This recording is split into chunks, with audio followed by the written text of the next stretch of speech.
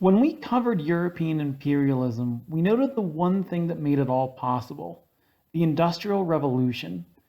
At the end of the 18th century, engineers in Northern Europe began harnessing the power of steam, utilizing fossil fuels to break through natural constraints on human progress. Before 1750, human technology was limited to horse, water, and wind power. People and goods could only move as fast as the quickest horse, the fastest current, or the strongest wind. Most products were made individually by hand, with production controlled by a tightly regulated guild system. Aspiring craftsmen apprenticed to a master, who employed them at no pay for several years, or until that apprentice produced what was called a masterpiece. Food production was hindered by natural ailments. There were few things more feared or devastating than a bad harvest, which would lead to famine, starvation, and destitution. This was especially acute in times of population growth, where famine was thought to be a natural check on unsustainable population increases. In 1798, the economist Thomas Malthus crystallized this sentiment into a general theory, arguing that population, no matter how large or small, would always outstrip the food supply. This has come to be known as the Malthusian trap, but industrialization, as it turned out, offered hope. An agricultural revolution swept Europe at the same time as the industrial one. Crop rotation schemes allowed more food to be produced, while mechanized plows required less labor for farming than ever before. Though this put many farm laborers out of work, many moved to cities where they were needed in the rapidly expanding factories that dominated the landscape. Mass production had a life of its own, guided, according to the economist Adam Smith, by the invisible hand of the market. This was the basis of capitalism, the creative destruction of obsolete jobs or industries, in a market that produced the greatest good for the greatest number, at least in theory. Consumer demand drove every business decision, including the sale of one's labor in exchange for wages. Industrialization had many long-term effects, some intended, some unintended. Pollution became a fact of urban life, with smokestacks billowing dust and ash into the atmosphere. Working conditions were often poor. Mass production rendered many skilled workers, those same apprentices or masters in the guild system, obsolete, compelling them to join the mass ranks of unskilled and poorly paid labor. Through much of the 19th century, there were virtually no protections in place for workers: no workers' compensation, no employer or state-mandated health insurance, no unemployment insurance, no Social Security. Unions, to the extent that they existed at all, were weak. Such exploitation was bound to have an effect on politics, and in the early 19th century saw the beginnings of a new ideology called socialism. Support for equality of outcome, rather than equality before the law, had long antecedents. During the French Revolution, the Jacobins imposed heavy controls on the sale of food and other basic necessities, insisting that everyone had the right to be fed. Parisians, regardless of rank or income, received the same bread rations. And though the rich complained, the food shortages imposed by the war did not result in mass starvation. But it was the devastation wrought by factories that gave impetus to ideas that wage labor itself was wrong, that no one had any right to own the means of production. Critics of capitalism contended that it contained within itself the seeds of its own destruction. It would reduce ever more people to the status of poorly paid laborers until there was no one left who could afford to buy capitalism's products. To Karl Marx, a German journalist living in exile in London, this made the collapse of capitalism inevitable. Marx argued that economic development proceeded in stages. The feudalism of the Middle Ages gave way to capitalism, which would give way to socialism. In his Communist Manifesto, Marx argued that all history is the result of class struggle. The bourgeoisie, what we might define as the middle class, had overthrown the feudal aristocracy to create capitalism, which in turn would be dominated by the class struggle between the bourgeoisie and the proletariat, a broad term that can be reduced largely to factory workers.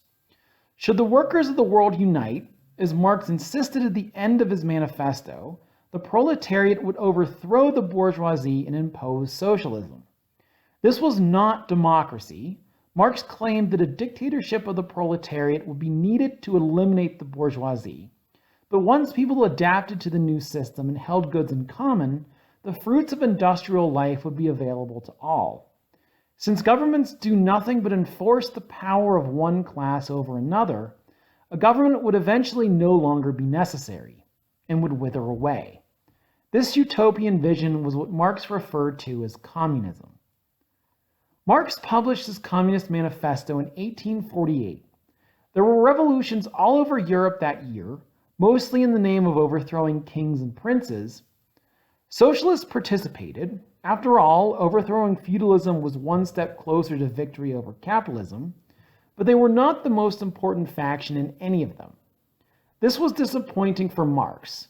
Not only did he believe that revolution was inevitable, but he believed it to be imminent. He insisted that his analysis was scientific. Society followed laws of economic development, and the path to socialism was a natural outgrowth of those laws. But 50 years after the Communist Manifesto was published, there was no sign of any successful revolution. Marx had died in 1883, and after his death, his followers split into two camps. One insisted the route to socialism was more gradual than Marx had thought, and need not occur in a violent revolution. It could occur democratically. Socialist parties had begun participating in elections and could win support by passing legislation alleviating the plight of workers. This faction was particularly strong in Germany, where the SPD, or Social Democratic Party, was the largest party in the German Reichstag by 1914. But gains for workers might in practice reduce the demand for socialism, since workers would be satisfied with existing gains and might decline to move further.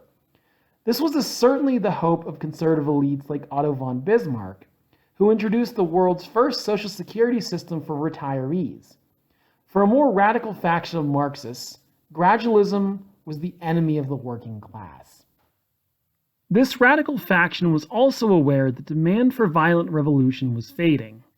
Intellectuals like Vladimir Lenin thought this was because the working class would never develop a revolutionary consciousness on their own. They would be content, as he put it, to join a trade union and receive more pay, with creature comforts defeating the possibility of real change. To overcome this reality, Lenin insisted that the working class should be led to socialism, by force if necessary, by a dedicated vanguard of revolutionaries, a group to which he would include himself. Lenin had been born Vladimir Ilyich Ulyanov to a well-to-do Russian family in 1870. He was set on a revolutionary course after his brother had been executed for participating in a conspiracy to murder the Tsar, and would himself be sent into internal exile in Siberia near the river Lena, from which he took his nom de guerre, Lenin. Released from the Tsarist-era gulag, Lenin moved to Switzerland, where he rapidly became involved with the Russian Social Democratic Party, most of whose leadership was in foreign exile. Like most socialist parties at the turn of the century, the Social Democratic Party was divided between moderate and radical wings.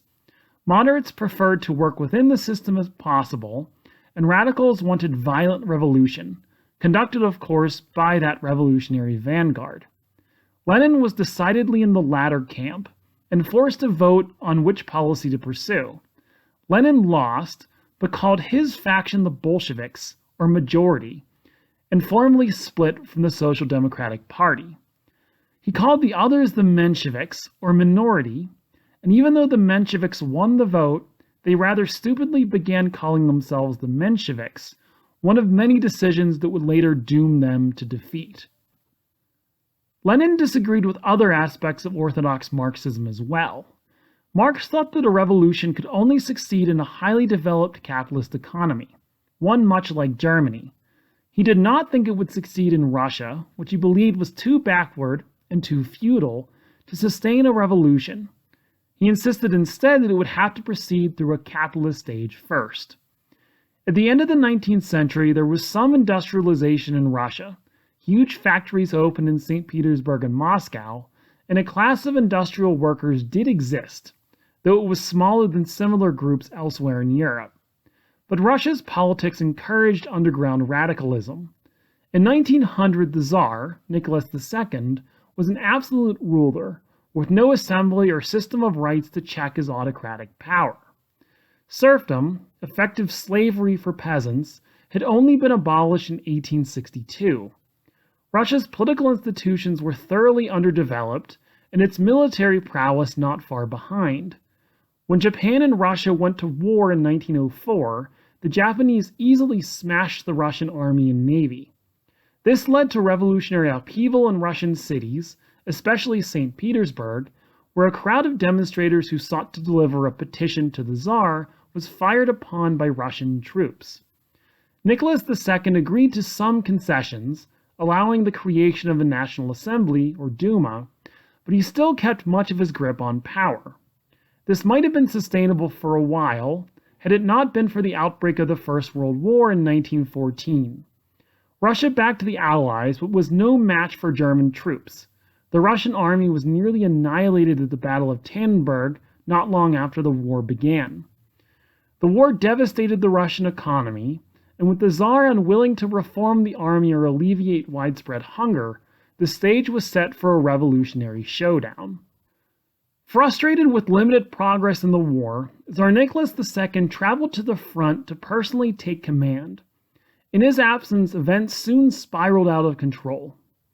When he attempted to return in February 1917 to St. Petersburg, now renamed Petrograd since St. Petersburg sounded too German, his path was blocked by demonstrators. He attempted to abdicate in favor of his son, Alexei, but the revolutionary crowds demanded the total overthrow of the monarchy. A republic was established, governed by the liberal Alexander Kerensky. Censorship was lifted, a Bill of Rights was prepared, and many Russians looked forward to a much freer era. But Kerensky would not back out of the war. He believed Russia should not abandon its Western allies. And the war would go no better for Russia under his command. A June offensive in 1917 would collapse, and a growing chorus of left-wing radicals began demanding peace at any cost. Kerensky rapidly lost control of events. In February 1917, he agreed to share power in Russian cities with Soviets, or elected workers' councils, believing that this direct democracy marked a repudiation of Tsarist autocracy. But the Soviets demanded the right to veto any act of the Duma, or National Assembly, believing themselves to be the authentic voice of the people. From exile in Switzerland, Lenin promoted these views, insisting all power to the Soviets. Knowing that Lenin was among those who demanded peace at any cost, the German government arranged to transport him to Russia on a sealed train, from which he disembarked at the Finland station in Petrograd on April 3, 1917. But to Lenin, all power to the Soviets meant all power to the revolutionary vanguard, a communist party that would bring Russia from its near-feudal stage to the socialist stage. And in October 1917, he and his supporters launched a coup that would bring them into power. The October Revolution, as it came to be known, marked the beginning of the Soviet Union, which continued to exist until 1991. It was the world's first avowedly socialist state, and in its early years it had to struggle for survival against any manner of enemies. Lenin swiftly eliminated his rivals on the left. He allowed elections not long after his coup on the premise that the Bolsheviks would win, and when they didn't, a faction of Mensheviks known as the Socialist Revolutionary Party did. Lenin dismissed the Duma and created a one-party state, one governed by the Bolsheviks, who were not long after renamed the Communist Party. A wide variety of factions then declared war on the Soviet state. These came to be known as the White Russians, and included everyone from anarchists to czarists. The Whites would lose to the Communists, who, like other socialist parties, adopted the color red in honor of workers killed by the bourgeoisie. Lenin and his acolyte, Leon Trotsky, campaigned on a platform of land, peace, and bread, though this platform hardly prevented Trotsky from burning whole villages and forcing men into the Red Army. The Soviets ended the war with Germany, ceding vast tracts of Western Russia to German armies in the Treaty of Brest-Litovsk. In Lenin's view, such concessions were to provide a breathing space for the Soviets to defeat their internal rivals. and anyway didn't matter since a workers' revolution would soon occur in Germany and everywhere else, thus expanding the Soviet Union into Central Europe. That obviously didn't happen. Revolutions in Berlin, Bavaria, and Hungary ultimately failed, and in 1920 the Soviets were pushed out of a formerly Russia-controlled Poland. But the Soviets did defeat the Whites, and in 1922 a union of Soviet Socialist republics was formally established. It was a one-party state governed by Lenin, but economic devastation had reaped a grim toll on the economy. Things were so bad that Lenin proposed his new economic policy, a form of small-scale capitalism that allowed farmers to sell their surplus and small businesses to compete with each other. But Lenin's death in 1924 opened a succession struggle among the leadership of the Communist Party.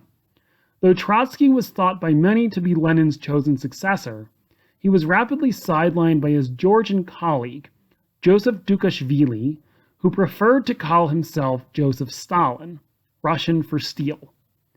Stalin had spent the years before 1917 in and out of exile, robbing banks to make money and serving as a kind of enforcer.